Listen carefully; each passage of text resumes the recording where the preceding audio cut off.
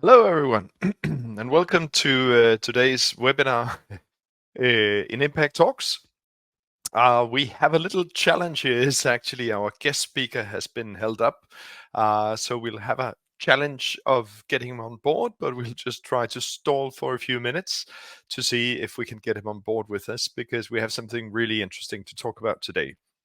And I will see if we can invite him on board here to the speaker session. Maybe he's in. There he is, Holger. I hope you can hear me. Hi. Thank you for coming. And apparently, I did the Thanks big for mix having up me. of sending you the wrong link to the session, You and send everything got me ruined. 1,000 links. Sorry about it, and apologies to the audience for you listening to me stalling so long. And hi to Kyla and Sean Paul. Wonderful to have you here. Holger, I've just been, what's it called, paddling to stall time to get you on board. I would Go ahead. usually you talk longer, so that's okay, I guess. Exactly. I've And actually you're right been on very time, brief. so it's just. Yes, And I mean, I wanted to wonderful. be before to check like camera and sound, but it seems okay. We can hear you and we can see you, so that's wonderful. That's perfect. Yeah. Great. And we got Amy Jane and Ernest coming on board as well. And a few different countries. And I think we have relatively short time. And as Holger says, I speak a lot. And I think, Holger, you do as well. So I do maybe sometimes. Yeah. you do sometimes. Yeah. We work with telephone fundraising. That's how it is. But today we're going to be running through emergency campaigns done on the telephone. And basically, the simple format here with the webinar is Holger and I are going to chat through some slides he's going to present. We're going to be talking about what type of campaign this is, how it can be used, who to call, how to set it up, and any questions you would have at the end. So it's very much showcasing what we're trying to do in Impact Talks of changing the way that we approach telephone fundraising and giving it some more stars and metal and the glow that it actually deserves. So, Holger, you've run call centers for a long time. You've called yourself. You're currently in Germany, Spendenmanufaktur, if it's pronounced correctly. It's a very German name. Yeah. Yeah, absolutely. But it's like it says what it does, right? Okay. And today you want to share one of those cases. So I'll ask Jonathan to pop up the slides, and maybe we can jump in talking through what you have with us today. And whenever you want to do the next slide, let me know, and I'll ping us through. Okay, so just a quick word from to myself. I'm in telephone fundraising exactly for like I think 23 years. Time flies when you're having fun. I started in the Netherlands in Amsterdam, and then in 2002 moved to Berlin, and since 2015 I'm managing director of the very German-sounding Spendenmanufaktur, which is exactly what we do. We do like donations via phone. Today is exactly about emergency campaigns, which are like very successful and should be done, but often are not done because of various aspects within the fundraising strategy. I don't know. Sometimes the policy is to just only call donors like once a year, and then most organizations want like direct debits. I'm sorry, yeah, I just talk. So maybe I will you just have to stop absolutely. me. Go ahead. When I just talk too long, or just don't talk according to the slides. Yeah. And let's just go by the slides because we have so short of time. So why do people donate? This is the thing. And what does this have to do with emergency campaigns? People, like we all know, and like I do, because I like the warm glow that it gives to me when I donate. It makes me feel good, and of course I want things to be done, and I want organizations to do good work. But I mean, when I'm honest, I want the good feeling. That's why I give.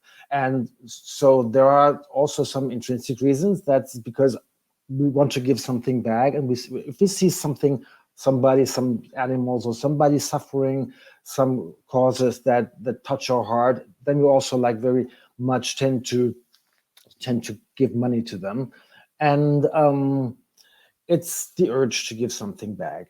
And that's so I have to, yes. And why do you stay with the organization you choose? I think most of us that are in this webinar, or everybody, like many people, do have their organizations that they give to.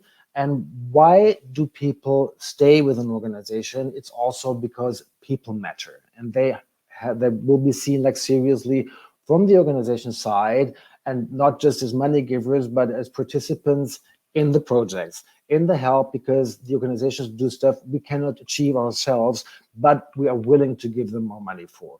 And like, it's like the warm glow is also the soft pillow at night. When I do something good, it makes me feel better, it makes me sleep better, it makes me like a better being, actually. And also, in my opinion, in my experience also, it's like, when many people do this, when you have the belonging that you belong to a peer group, you also share the responsibility. So if anything goes wrong, or you cannot do anything wrong when you're within the organization, because they do the good work, and then you can just rest and let them do that. So All this is right. in short why people give, in my opinion. Yeah, the better you, absolutely. And I think when we are talking about emergency appeals as we are today, the reason why I found it very interesting for you to come on board and speak about this is there's a tendency in telephone fundraising that we rarely ask people for one-off donations. It's we're always trying to convert into regular giving, which is fine because the financial argument is there. There's a long-term retention of donors, etc. But the reason why I really got excited about this was I mystery shop a lot on telephone fundraising, and in Denmark, you get a lot of calls if you're out there taking petitions and showing yourself and giving your telephone number away. And then I get the calls, and it's always about a regular gift. And my test I've been doing the last year is I say, "Oh, I would really like to give to this. This is brilliant. Can I give you a gift now? I don't want to, sign up regularly." And every time the answer is no. And as a donor, I go like, "What? No, you can't do that." But then they say, "But you can go on the organization's website." That's They don't nice. even they don't even send me a link. Here, you can donate. It's like, you know, buy the regular thing or don't buy it at all. There's a lot of reasons for this. We'll Yeah. get back to why it is, but I think that's really important for the audience to know today. Is this is about calling people and asking for a one-off gift. It's give a donation. Some will convert to regular giving, but basically the whole reason for doing it is to get those one-off gifts. So that's a really interesting place to go. And what lies underneath, and which is what interests me the longer I do it, is that when you have exactly that, but you just only go for ongoing gifts, the thought behind that is that you find fundraising like a burden, that you disturb Yeah, people, and you don't want that. So that's why, oh, if I have to call you, it has to be for an ongoing gift, but not yeah, like, this is something we need your help now, and there's a chance also like for stewardship with people. And how yeah. better can you do that, like in a direct conversation, where it might be on the street but on the phone as well. Yeah, and it's offering people alternatives, and not everybody is going to do a regular gift. And that's how it is. But so it's a campaign type. It's not an acquisition, basically. Normally, I Exactly. work with Exactly. acquisition, retention, and monetization. There's some monetization elements here in the people who don't want to convert to a regular gift, but it's very much a retention tool from your perspective. Is that correct? It is. And this slide actually is something that everybody who does fundraising knows. Actually, it's the difference between organizations think what they have to tell, and the difference between what donors want to hear. And this is also like like I told before, the underlying thought about this is like a disturbance that you do. And donors do not know what retention is, nor do they care. They just want to do something good. And this is also, I don't know, if somebody is also all these phrases, we have to call people like, and this is our philanthropy officer. People are, what? I just want to give money to you. What is philanthropy? And then you have to be going to explaining that. So this is also, and then the organizations often think it is so important to tell the donors why our work is so important, and this is what we need your help for. And it's always about ongoing gifts, and this is what you can do to give us a better job. And this, I mean, who knows me better means that I have to. There's always this part of humor, some like it, some like it not, in my slice. So this, what's important for donors is I hope this is like a dog would do, and like immediately reaction. I see something, I want to do it, and I start doing this, but somebody is in the snow, and I'm a rescue dog and I want to rescue him. So it's like very basic feelings. You see something bad, you want to help. You don't think about ongoing gifts. You just want to help now. And then also, like, you want relief. You want people not to suffer. You want animals not to suffer. So you want to help now, and you want to do it now also. And of course, and then this is like the stomach, the belly, the tummy side. And then when your mind comes in, and then you want to contribute to something, to a smart solution, which can of course be an ongoing gift. And it's not said that emergency campaigns cannot lead to ongoing gifts, but for the moment, it's just that you want to help now, and this is what you do. And from the organization side, it's like the bad thing is, and this is always with fundraising, if something bad happens in the world, it's good for fundraisers, so everybody's happy, so we can make money now again. But this is something emergency, you want help, and you need to have it now. Yeah, absolutely. It ties into a donor-centered perspective that we spoke about at the last event. Is let's get into how donors behave and want to feel and get motivated, rather than what we need to do from the charity perspective. So, but please carry on, Holger. Then we go to the next slide, or this next slide. I have the slide because this is so small. I would have to look at this like that. So I have it on my second screen. And so organizations, they should be like the partner, and they should involve donors more, and give them the feeling that they are involved, that they do it together with the organization. So this is the organization I want to help. As a donor, I want to help, and the organization helps me to achieve that.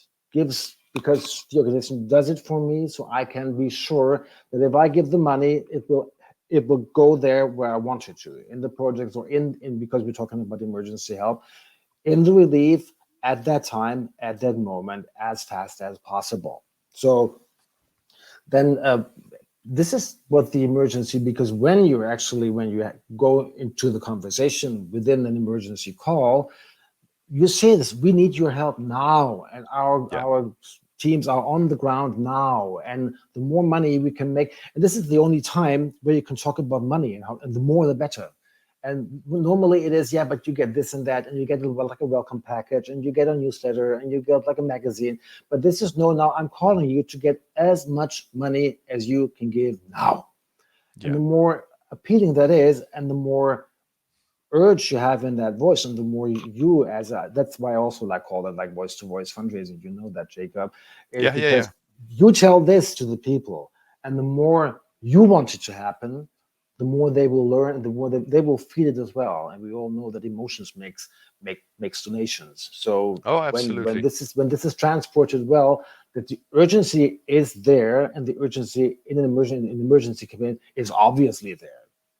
I think so.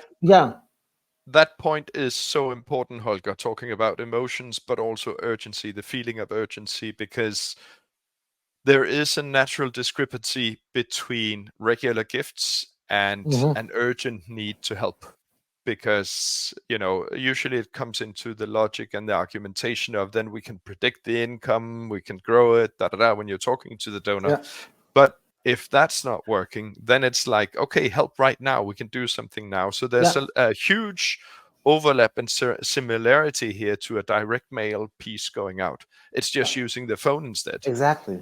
And this is, I mean, it's not nice to read this when I say learn from the disruption of war, but we know from research that situations like a war brings people together. It's camaraderie, and we do this. We have to tackle it, and we have to get out of your life, or in this emergency case, we have Yeah. to save these people. So these are very similar feelings, actually. Yeah, and it's also on how, I don't know what the English words, apologies for this, but how popular a theme is. So we've seen in campaigns I've been involved in, when it hits the news, when it's relevant, it's in the Yeah. papers, whatever, people have greater awareness of what's going on. And if you can hit a campaign right there, start calling there and ask for one-off gifts, you have a lot higher probability of getting some, you know, really good response rates. So the next slide is on who to select, because retention and, you know, do we do this on our regular donors, or how do we do? So please run us through that, Holger. I mean, many organizations like, for instance, UNICEF or WWF or Greenpeace, who works for organizations like that knows that there are these emergency donors, and they will not convert to a direct debit because it's just not their interest. They are maybe like you, Jacob, that you say, this is so great, I want to support like now. And this is Yeah. also, and I think this is something I would need more research for to do it myself. The younger donors get, this is also something that they do not want to commit for long term. You have to trigger them each time again, and then they give you, and then they give you generously also. And so you have these obvious emergency donors that you have to call because they are just waiting for the call when there is an emergency. You would be like really not wise not to call them. But on the other hand, it's also that you can call other groups, other target groups, like your usual direct debit donors, because this is, I think, probably I would not have the figures now, but I could like research maybe. There's always the thing: is it really better if you convert the people that give you sometimes to a direct debit donor, because then you might lag out on these single donations they have done throughout the year. So you really have to put this in your measurement on how you treat these people. Mostly, and if you do it like right, people that that have like a direct debit do give on a mailing if the mailing is very good and very appealing, but they also give on an emergency campaign. Yeah. And this is sometimes like also, again, the fear of losing your donors that are your spine because they support your cause with a direct debit. When you call them too often because of this emergency, they might just jump off because they feel like triggered, and they feel like, no, but I'm giving you so much already. But Yeah. this is just not the case. I mean, it's a conversation between two people. And Yeah. if you ask like urgency with urgent, but also give the other person, give the donor the possibility to step out with their head high and say, I'm sorry, but I cannot do this now. And then not It's make you feel also, guilty, of course. it also, all the research I've seen on lifetime value on donors Mhm. is, if you have a recurring gift or direct debit donor, and you can make them give an extra gift on a direct mail or whatever. And that's why this is a very interesting thing to explore as well. Yeah. Yeah. Their lifetime with the organization actually increases quite drastically because they've done more than just what they're doing. So, I mean, that's an interesting place. And then you have first time Yeah. and lapsed donors as well, to approach them.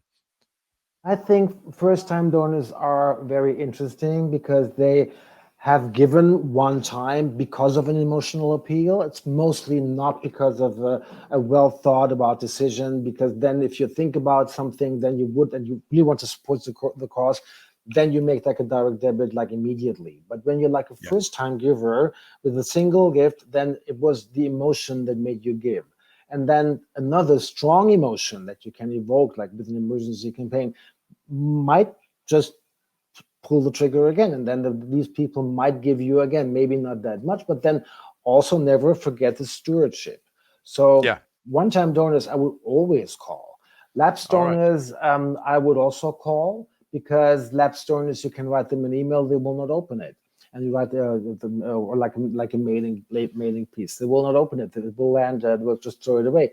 But if you call them, and you can also make it as urgent as it is, and people might wonder because they say, "But I haven't given to your cause like for 2 years now already," and then you say, "Yeah, but you did in the past, and this is really an emergency. So maybe Yeah. just for this time you can," and nobody will be angry because of that. This is also because you can't do much wrong with an emergency calling, actually. No, that sounds really good.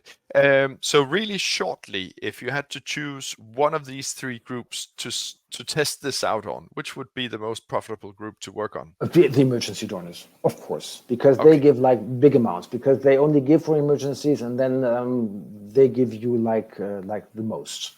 Yeah. Direct debit donors might always think about I'm having the direct debit already, and then but I think of course the emergency donors are the target group, but you don't always have them. All right. This is often not Wonderful. the case. Yeah. So there's very much. I think this what's keeping you away from doing. If we can park that until we've done some of the KPIs you have, if that's all right, because Yeah, sure. time is Sure. getting short here, and Time, if there's yeah, any, because yeah, that's horrible. And it's if there's any horrible. Yeah. questions from the audience, please feel free. Anything, you're really Yeah. welcome. Um, I just wanted you to run through some of the numbers here so people can get an idea of the profitability Yeah, of let running me it. just run quickly through this, because the contract rate, but this is something in telephone fundraising, that the contract rate drops, and this is also because I guess because often people are called on their cell phone from a number that they do not know. So, and when they just missed it because it was in their bag or whatever, and this number they don't know calls again, then they might be reluctant, because then probably it might be some vendor who tries to sell them something. So the contract rate has been like higher before. It was like 45, 50 in the beginning, and now it has dropped to 30 until 45, depending on which group you're calling. And also very much depending on the group, the results differ, of course. If you have like high value emergency donors, you can easily achieve like an ROI of 10 or even 12, or maybe even above that with different campaigns. I think we did something for World Vision at the beginning of the Ukraine war, and then it was like a very high ROI. Because it was so urgent, it was now. People were afraid because it was in Europe, it was at their border, in their garden, actually, something like that. And that also goes for the single gifts you get. There is like a very big variety. It can be like, if you call like first time donors, you might get like 30 or 50 euro, because they said, yeah, but maybe they just don't have so much. But this does not mean that you shouldn't do it. My perspective is that always, if there's an ROI higher than one, you would be, why not take the money? I mean, if there's nothing you can do wrong. Yeah. And I mean, we all know that when you convert, like the conversion to direct debit donors from first time donors, this will often not even get like an ROI of one, because then it will be profitable within the second year or something. But with emergencies, it has to be like profitable immediately, otherwise it's no use. But No. yeah, I like so it's positive numbers. That's a good yes, thing. And positive I numbers. guess it also depends very much, as you Yeah, said, who are you calling? Is it the yes, emergency yes. donors or other groups? So that would really make Mhm. sense. Yeah, absolutely. I mean, So it's also, it's not always emergency donors. There's like a smaller organization, and they call their direct debit donors for like a minor thing. We need this and that, and this needs to be done. It's not even an emergency, but we need like a new building, or we need like yeah. a new machine, which is true. And then also it works. It's just Yeah, about it's the this one-time donation one-off campaign. Yeah, approach, right? yeah, It's exactly. we need Yeah, money, we need this amount, we need it now, yeah, and so if you guys watching work in a charity and there's somebody not you doing direct mails, go and ask them how do you do one of these, and hmm, use very much of that logic. yeah. Inspired by this, I had a chat with a guy the other day from SOS Children Villages. They were doing Okay. their telephone recruitment on child sponsorships. And I said, why don't you introduce a fallback, which is a one-off gift? It's acquisition.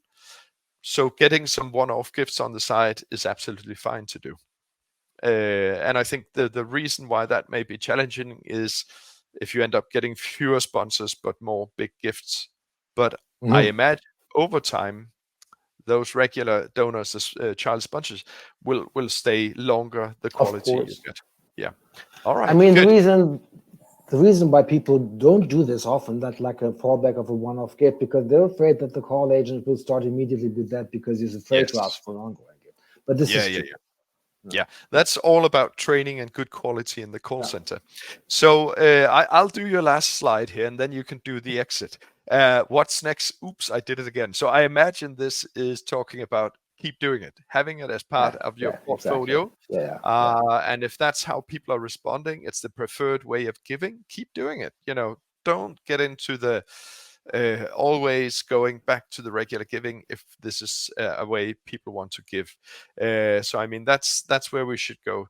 So Yeah. on the final note, and we're just about on the time to finish. If you want to hang around, everybody out there, you're more than welcome. We'll continue a few minutes before you leave. 11th of June, we've got an event. You can go and watch that or join our email list.